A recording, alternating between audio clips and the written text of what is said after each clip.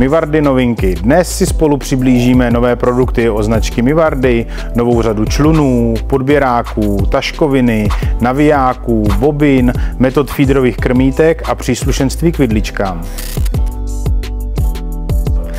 Mivardy představilo několik řad navijáků, které najdou využití v kaprařině, přívlači, feederu i plavané.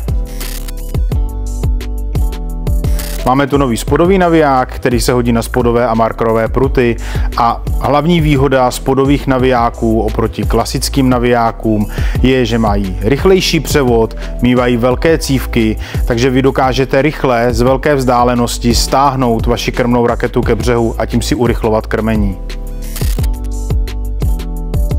Dále se dostáváme k navijákům na kaprařinu. Máme zde dva modely inovované řady Omikron. První je s přední brzdou, druhý je s volnoběžnou brzdou. Jedná se o navijáky ve velikosti 10 000, takže velké kaprové navijáky. Navíc si k nim můžete dokoupit náhradní cívky, buď menší ve velikosti 6 000 nebo větší ve velikosti 12 000, podle toho, kolik vlastce vlastně potřebujete.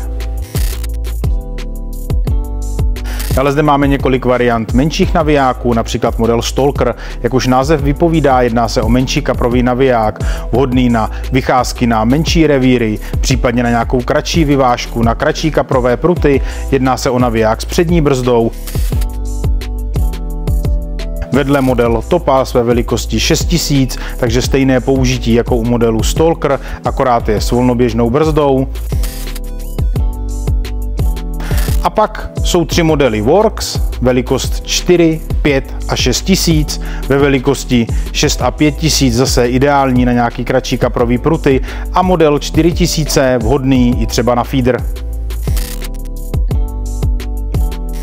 A dostáváme se k nejmenším modelům navijáků. Máme tu naviják Method Master, jak už název vypovídá, jedná se o naviják vhodný na metod feederové chytání.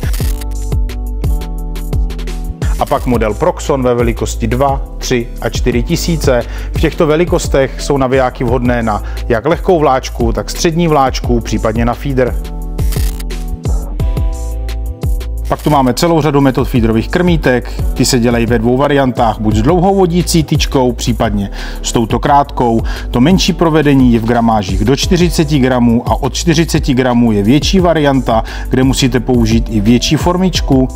Prodávají se buď samostatně, nebo vlastně takhle v sadě. A jako hlavní takovou výhodu, která mi přijde jako opravdu fajn, je, že když to krmítko máte vlastně na montáži, tak jak je tady ta drážka, tak vy když ukončíte rybolov, tak tu tyčku takhle vyndáte a vlastně s tím vaší montáže vyndáte to krmítko pryč a tím pádem můžete zbalit prut a nemusíte se bát, že vám to těžké olovo poničí blank prutu.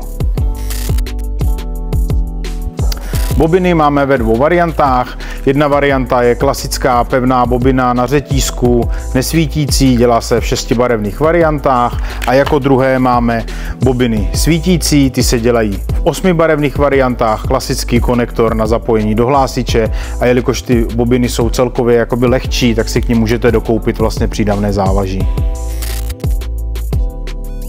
Dále zde máme doplňky k vidličkám, jedná se vlastně o uzamykatelné zadní rohatinky, ta širší je na korkovou rukojeť, případně na nějakou silnější, ta menší je na dělenou rukojeť nebo na nějakou full shrink. Pak vlastně gumový zámek zase na fixaci prutu a magnetické rychlospojky buď na rohatinku, případně na hlásič.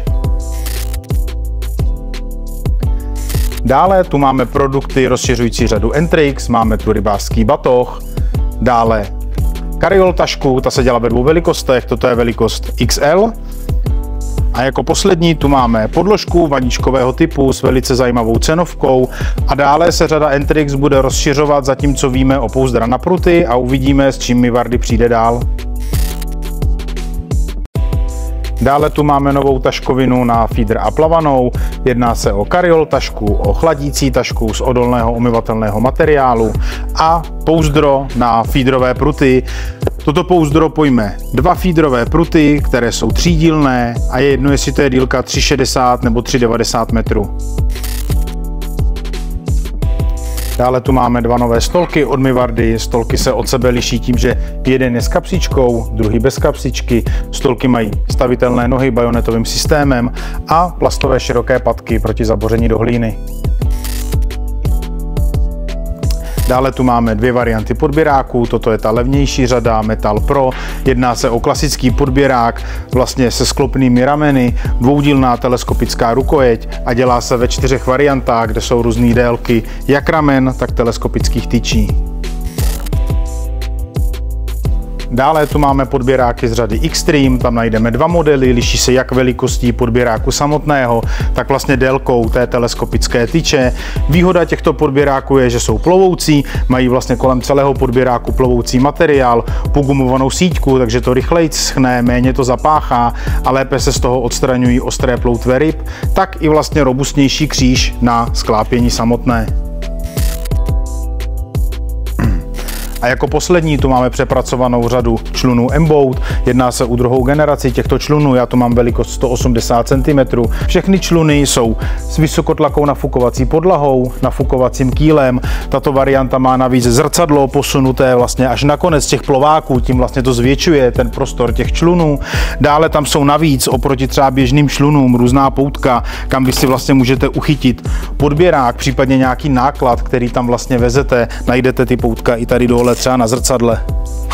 Všechny produkty v čele s těmito novinkami od firmy Mivardy najdete u nás na našem webu paris.cz a paris.sk, tak na naší kamenné prodejně v Jičíně.